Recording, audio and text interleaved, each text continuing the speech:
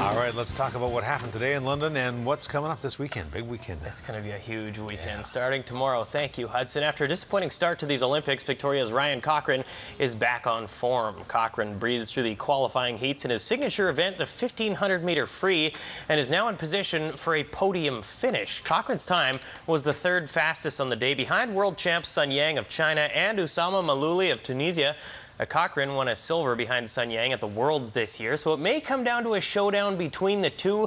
Cochrane said he was very pleased with his time, especially since failing to qualify for last weekend's 400-meter final. Now, Randy Bennett is Ryan's coach in London, but Peter Vijoli oversaw Ryan's tenure with the UVic Vikes and says Cochrane is capable of topping the podium, but Sun Yang is certainly the man to beat. I think there's been a lot of upsets. The fields are very, very tight. I think you'd have to say Sun is really the favorite in the 1500. He has the kind of closing speed that nobody can compete with, and he has the kind of front-end speed that means he can control the field. So it'd be surprising to see him, not in that first position. But I think the rest of the field is very tight, and Ryan's been on the podium pretty much every major game since he first got there in Beijing. So he's a good racer, he's a good finisher, and he has a great chance. And you have the chance to cheer on Ryan with 150 or so of his closest friends from Island Swimming. Tomorrow at Broadmead Romeo's, the restaurant is opening its doors for Ryan's race. Tomorrow we opened up a little bit of a pizza party to cheer Ryan along as we get close to the event. Just wanted to get most of our members out to cheer him in a big group. He's part of our big club family. So here at Romeo's Pizza for 11 until noon tomorrow. Ryan is an amazing athlete, and he's very determined to do this. So that is our dream and our hope for him, and hope that happens. How good does that pizza look? Heartbreak for Victoria's Dave Calder and Scott Franson in the men's pairs rowing. The silver medalists from Beijing were a disappointing 6th in today's final. Rowing events are now complete at London 2012. Canada placed men's and women's 8s teams on the podium for the first time since the '92 Olympics. Kamloops Dylan Armstrong finished 5th in the final of men's shot put, putting an end to his Olympic dream. Armstrong was well short of a podium finish as opposed to 4 years ago in Beijing when he missed a bronze medal by just 1 centimeter. Brandon Thompson isn't usually a nervous, fidgety guy, but when you're watching your fiancée compete at her first Olympics, composure is the least of your concerns. Brandon and friends were cheering on Victoria's Gillian Carleton this morning at the Hotel Rialto as she competed in team pursuit cycling. Now, Gillian and her teammates Tara Whitten and Jasmine Glesser set an Olympic record in their heat to qualify for tomorrow's final. Now, that time was eventually beaten, but they are sitting pretty for the podium.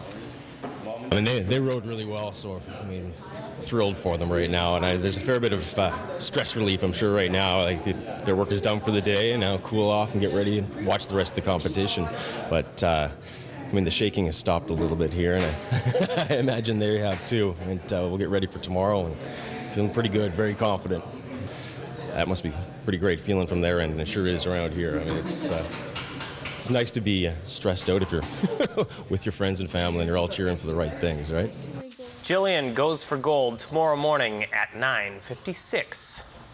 Canada's women's soccer team posted a massive result today, beating Great Britain 2-0 on their home turf. Canada's first goal came off a masterful volley by Janelle Foligno. Christine Sinclair scored the second on a free kick. Both strikes came in the first half. Canada moves on to the medal rounds. They will face the U.S. in the semis tomorrow. No medals for Canada. It means we slip in the standings to 12th overall. And still a big donut in the gold medal column. That can change tomorrow. The U.S. keeps the crown and leads China by just 1 medal. But for the first time, Russia gets into the 3rd spot with 23. Ultimate Frisbee may never be an Olympic sport, but that's not saying it's not legit. This month, Victoria becomes the destination of choice for disc slingers in the Canadian Ultimate Championships. Fast-paced and energetic. 72 ultimate teams in 6 different divisions ranging from men's, women's, and co-ed to juniors and masters will play at venues like Topaz Park and Lansdowne Middle School. But the finals will be under the lights at RAP. That's kind of fun. The Nationals are back in Victoria for the first time since 1997, and since then have scored a huge increase in popularity. A lot of it's around the university and growing programs and new people at the University of Victoria. In terms of Canada, it's grown quite a bit in the last 5-10 years. There's over 30,000 players who are registered through Ultimate Canada. And historically, it had just been in major centres, and in recent years, it's moved into some smaller centres and has seen a lot of growth. 1,600 players will descend on the capital, including several teams from Victoria, but there's no catch. They want to win. Yeah, a couple weeks ago, big regional qualifying tournament. Everybody came to play. We looked great in Vancouver. Took second seed for the mixed division. And we're pumped to show what we're made of. Who's more competitive, men or women? Women. Hands down, women. Why do you say that? Oh, we're just full of a lot of grr. You know, we bring it on the field. It's a lot of fun. I believe that. Junior football fans, your day has arrived.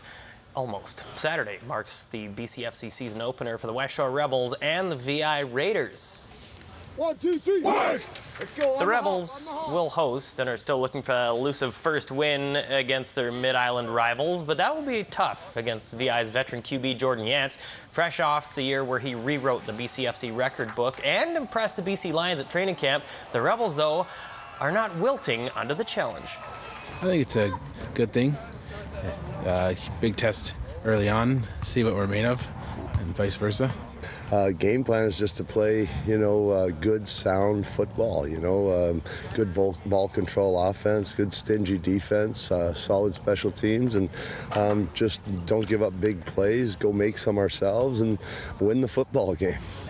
Same old time, same old place. Kickoff goes Saturday night at 7 p.m. at Bear Mountain Stadium. It's going to be a beautiful night. Get out there because they need a big crowd. And smash mouth football. It always is between those teams. Yeah. And you know what? The Raiders have to lose one of these days. Someday. You would think. Go Ryan. Oh, man. Fingers crossed. Going to be super exciting. Yeah, the Broadmead Romeos, check that out. Gillian Carleton also at 9:56 going for gold. And if they're serving up wheels like that, we'll be there. Those look delectable. Yeah, absolutely. George, thank you.